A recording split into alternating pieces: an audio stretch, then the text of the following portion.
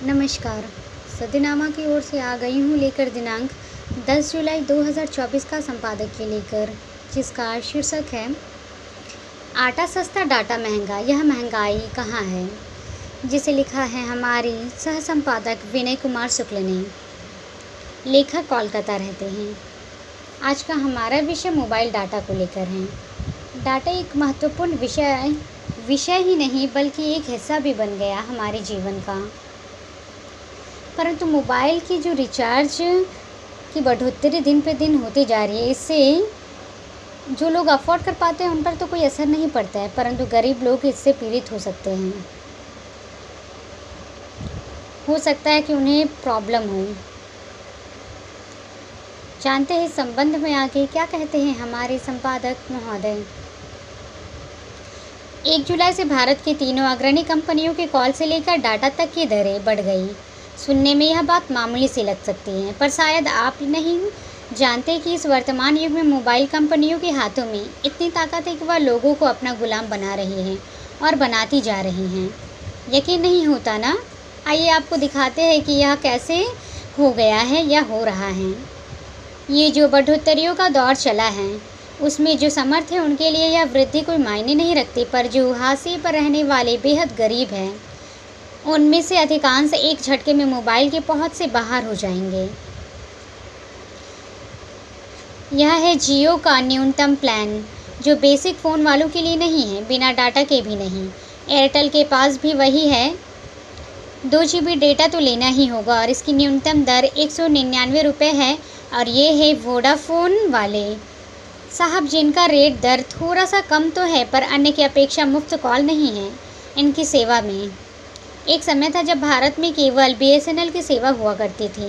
Landline का ज़माना था। जिसके घर लैंडलाइन कनेक्शन होता उसे अमीरों का या संपन्न में गिना जाता था। समय बदला और फिर मोबाइल फ़ोन का दौर आया। उन दिनों नोकिया और मोटोरोला के बड़े हैंडसेट के लिए इनकमिंग और आउटगोइंग दोनों के लिए पैसे देने पड़ते थे, वह भी काफ़ी अधिक। मोनोपोली थी।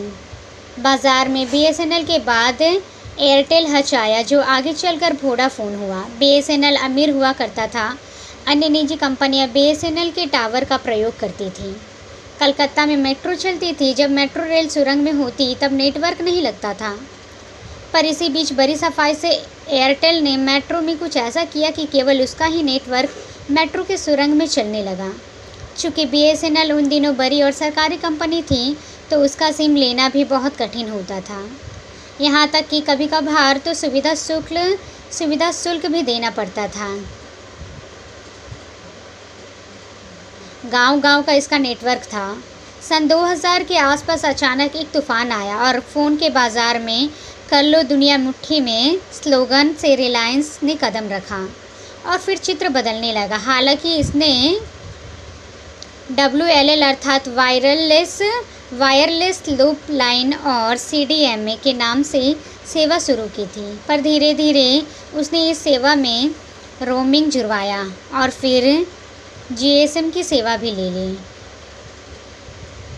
मोबाइल बनाने वाली कंपनियों की भी सामत आ गई। फिर 500 रुपये में रिलायंस ने हैंडसेट देना शुरू किया। यही समय था जब हर घर मोबाइल आ गया। इस बीच BSNL ने भी CDMA सेवा शुरू की, पर BSNL में भ्रष्टाचार का आलम ऐसा था कि दाम ज़्यादा और सेवा कम। इसका लाभ निजी कंपनियों ने उठाया और BSNL डूबने वाली नैया बनने लगी। निजी कंपनियां चांदी काटने लगी। अभी भी थोड़ी गनीमत थी, पर इसी बीच कई कंपनियां आई और चली गईं। CDMA भी ख़त्म, रिलायंस भी ख़त्म। पर तभी अंबानी ब्रदर्स एक नया प्रकल्प लाए, फ्री में कॉल, सिम और डेटा। हालांकि उनके इस लॉन्च से निजी कंपनियों में हड़प मचा और ग्राहकों को पहले 1 GB डेटा के लिए 200 से 300 रुपये देना पड़ते थे। अब उतने में ही कॉल, डेटा और कई चीज़ें होने लगी। ऐसा भूचाल आया मानो अब जियो ही रहेगी। आइडिया और वोडा का सम्मिलित होना अर्थात मर्जर, BSNL का पतन और फिर हर और जियो ही जियो, अलग अलग प्लान, OTT और न जाने क्या क्या। सब हर्षित थे। टिकटॉक, यूट्यूब, फेसबुक, इंस्टाग्राम आदि सब कुछ मुफ्त इस डाटा प्लान से मिलने लगा। क्रिएटर, यूट्यूबर खूब बढ़ रहे थे। और इसके साथ ही डाटा की आदत भी, बच्चा खाना नहीं खाता, तंग करता है तो मोबाइल पकड़ा दें, आनंद करेगा। आप भी अपने काम में मस्त और बच्ची भी मस्त। अब बचपन, जवानी, बुढ़ापा मोबाइल में कैद। बचपन को माता पिता ने यह कहकर मोबाइल में कैद किया कि तंग ना करें। जवानी को खुद कैद कर लिया, पढ़ाई, कमाई और मनोरंजन के नाम पर। तो एकीपन दूर करने के नाम पर बुढ़ापे को 2-4 वर्षों में स्थिति ऐसी हो गई कि फैमिली गेट टुगेदर भी सब भोजन पर बैठते हैं, पर कोई किसी से बात नहीं कर रहा है। सब सोशल मीडिया के अपने फ्रेंड्स और फॉलोवर्स में व्यस्त हैं। अब सबके दिमाग कूंद हो रहे हैं।